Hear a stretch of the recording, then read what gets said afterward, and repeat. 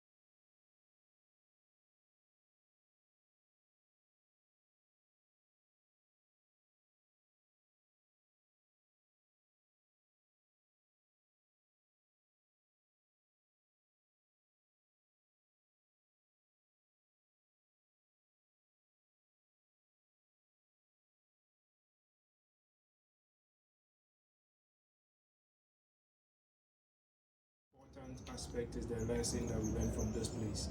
We first have a look in the dungeons. We talk about the condemned cell.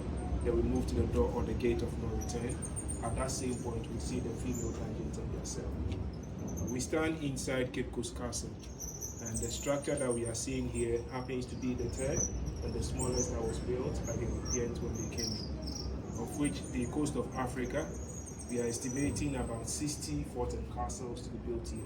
Just that Ghana alone had over 40 of them, and that was all because of gold. That made the Portuguese actually name this place as the Gold Coast. Nigeria, Benin, Niger, and a section of Togo had the name Slave Coast, because that was where a lot of the West Africans actually were captured from. So places like Ivory Coast, Grain Coast, Cameroon, and others got these names based on the resource that they were getting from the lands. A lot of these Africans, having moved from Nigeria, Benin, Niger, with the forts and castles here, should tell us they were walking, of which mostly I do use Accra as my reference. Imagine if today you were asked to walk from Accra to Cape Coast Castle, the journey and the struggle before you would make it here. And this time around, beyond the borders of Ghana, they had to walk. A lot of them died as a result of wild animals attacking them. Some got drowned in rivers. Others, tiredness, hunger, and sickness could kill them. For you to make it to the coastlines, because of the journey they were taking, they created resting points, of which here in Ghana we call them the slave markets. So from the north down to the south, places like Salaga, Ikoro, Bonomantu, Kumasi being the middle points, then they moved them to a town called Asin Mansu. Asin Mansu, they had a river, and that was where the captives were giving their last, but as Africans, they gave them food to eat to regain some strength. The beard hair was shaved so they look younger for the trade. Then shea butter was smeared on their skin. The purpose of the butter was to heal their wounds and also make them look attractive because they were bringing them into the auction. In this castle, the second floor was their marketplace, of which nurses, doctors would have them examined just to know their strength. They grouped them into domestic and commercial slaves. The domestic ones were those going to work in the castle, and the commercial ones were those to be exported. And right after, they start to auction or to sell them. They were exchanging the Africans with goods like gunpowder, mirror, alcoholics, fabrics, leather, work, ceramics, metallic objects like bangles, beads, tobacco, sugar, and other things you might have heard they were using for the exchange. Right after the auctioning, they would move them to the courtyard to get them branded. And with the branding, they would set fire, place in metals that had their embossed designs underneath them. So a metal seen red hot, from the fire moves into an oil, from the oil to any part of your body they would stab. So it could be the chest, the shoulder, the back, or the arm. They take it off, then you get your mark to easily identify whether this company or that company had you purchased. Then they separate the males from the female. So the males are moving this way 100 meters away from this place. Happens to be the female dungeon. You stay in the castle until ships were ready to get you from this place. But whilst you were waiting for your ship, you had to work. So the structure that we see here, I'm to credit it to the English, but I get to know the labor when happens to be the enslaved Africans. I made mention that a lot of forts and castles were built here. But out of these numbers, only 3 were castles, of which the first ever European structure to be built on our land happens to be the St. George's Castle. Popularly today we call it the Elmina Castle, which was built by the Portuguese around 1482. The second is the Christianborg or the Osu Castle, which was also built by the Danish around 1661. The last is where we all find ourselves today, Cape Coast Castle, also built by the English around 1664. And out of the three castles, Cape Coast is the only structure that was built purposely for the transatlantic slave trade. So when you're talking about castles, this is the smallest and the last castle to be built. But then when talking about dungeons, this happens to be the biggest dungeon ever to be built in Africa for the transatlantic slave trade. Talking about the trade advantage, the then Pope was by name Pope. So the place wouldn't always be filled with captives. Sometimes the chamber could even be less than 50. But because of the conditions down here, not all of them were to make it out of this place. Because once they were brought in, communicable disease easily began to spread amongst them. Aside that non-hygienic condition probably would add up to the illness. The chamber we stand in, this is where they were defecating, urinating, sleeping, and sometimes even had to eat in here. The condition made them actually create this drainage or trenches as passage for waste in here to move into the sea. But then we ask ourselves, how often did it rain? And even if it does rain, there wouldn't be enough for us to move the waste out of this end. So the domestic captives or slaves they had in here were those assigned to be cleaning the place, and they were not doing that on regular. Creating this flow. And this happens to be the level of the bricks, which is to tell us from this point up here happens to be the thickness of the waste. So over 180 or 90 years they stopped using this place as a dungeon. We still could get waste as thick as we see here. Then just imagine when the captives were staying down here, how high probably would have been. And I'm sure they wouldn't be solid as we stand on, they would be softer, which is to produce a lot of heat and sickness in it. Please, you join me. Not all of them actually were that fit to make it out of this end. So when ships were ready, those that were seen as truly weak were kept at the extension over there. The rest were grouped in chains. They forced them through a tunnel that connects this place to the door or the gate of no return. So you probably walk in this way, but then have to use the tunnel. When the strong ones leave, the weaker ones were brought back. If you heal, you will join the next available ship, and when you die, the body moves into the sea. Today, it's unfortunate we wouldn't go to the tunnel, because in the year 1834, Captain George McLean, who used to kill so that he deterred others from escaping or fighting officers in here. But then within this castle, they wouldn't shoot them dead. Rather, in the presence of other captives, whilst working out there, they had them beaten before they moved them into the cell. The cell had 3 doors. Blocking the 3 doors, no food, no water, no air, and no light.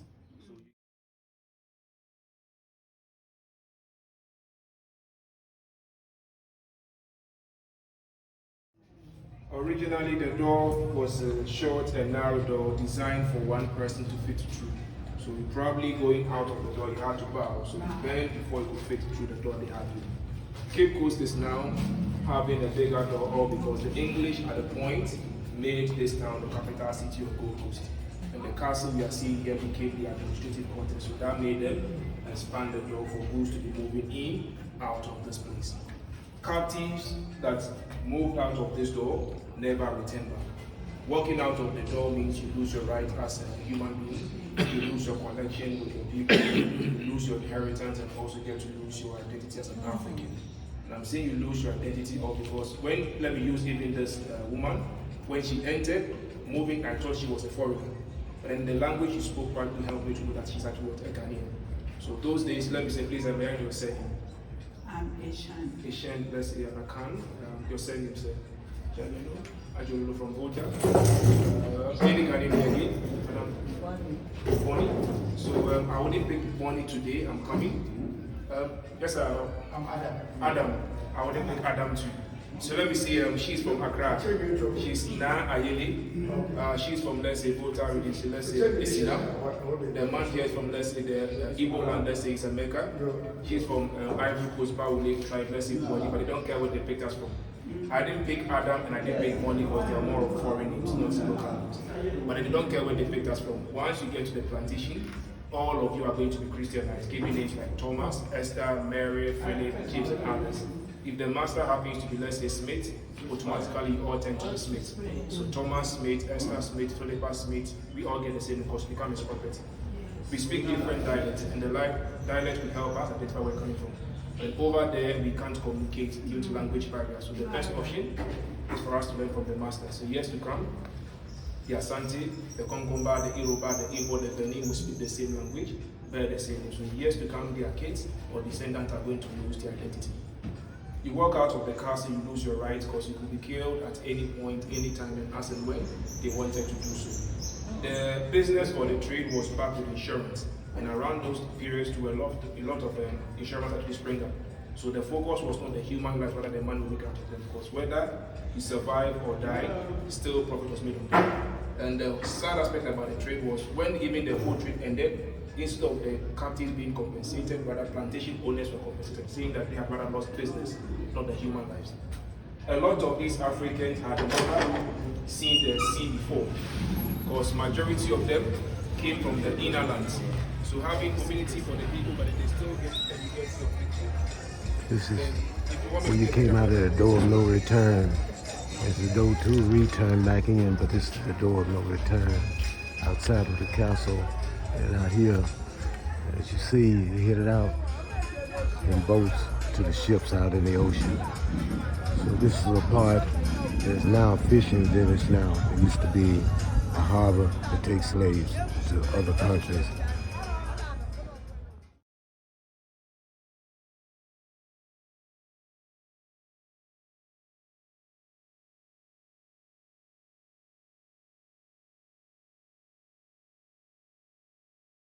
We're at the door of return.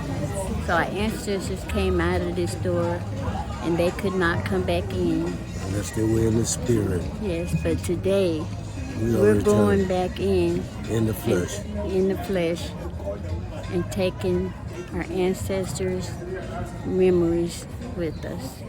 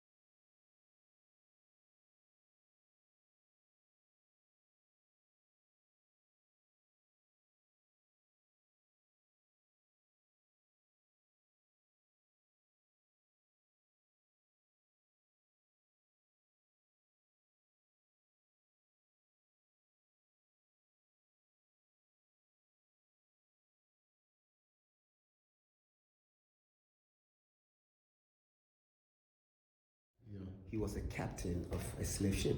Yeah. He gave an example that when a ship takes 700 slaves, either 1/3 or half died. Surprisingly, the captain of the slave ship later became a priest. And he wrote this song. You know this song? Amazing Grace. Yeah. The name is John Newton. John who? Newton. And because a lot of them died, just name we see at the corners of the floor. And remember those who died in the dungeons as well as those who also died at sea. So what they are saying is that those people may their souls rest in perfect peace. To buy fuel for fishing. And some of them, when they return, they try to dump them and sell the fish to some people because they know when they sell to the right people, they collected money, they will deduct the amount they loan them. So sometimes they dump them. So these women will come as early as 6, waiting the arrival of the boat. Yeah. So as sooner they arrive, okay. She get her fish, huh? Yeah. And all these vegetable sellers, tomato, salt, whatever, they try to move them from here, but still they want to be here because they know that This is where they sell. if one buys fish, you need one of these for your soup, for your sauce. So it's the reason why they want to get close to the fishmongers. Most of the time, this road is all easy. So we lucky today, huh? Yeah.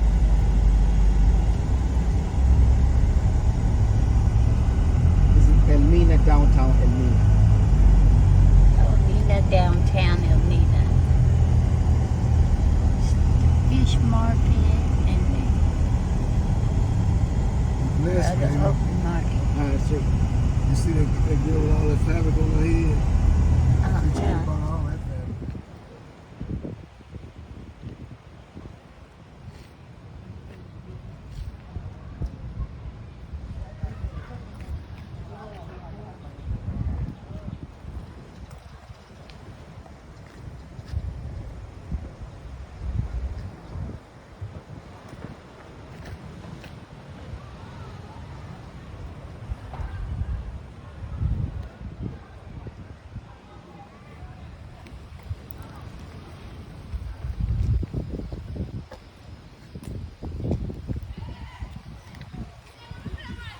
What's your step, baby?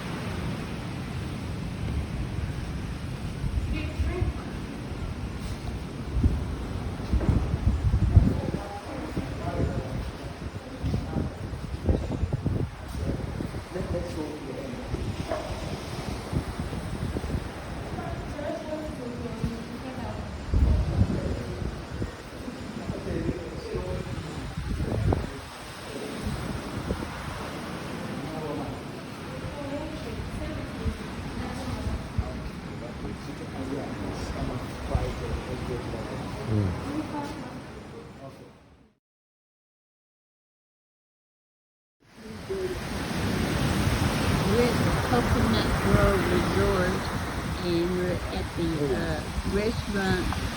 And I just want y'all to see where we're sitting here by the sea. Here's our guide and our driver, but it doesn't get any better than this. All I can say is thank you, Lord, for this experience. John, you want to say anything? Just want to be to let everybody know we're very grateful and thankful to be able to see this land. It's a one-time thing sometimes, so we gotta be able to see it. But we're very grateful that God brought us here and God take us back home. So thank you for very much.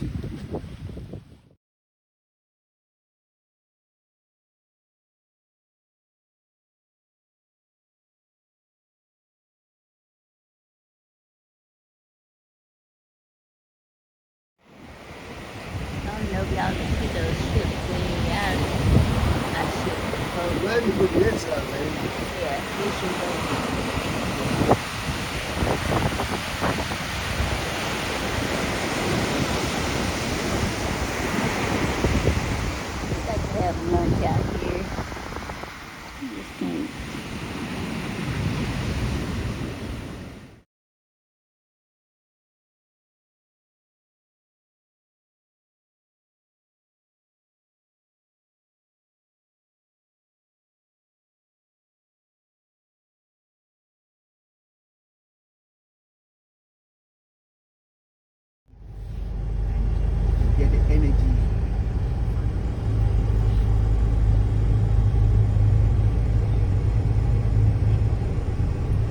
So what is this area here that we're going through?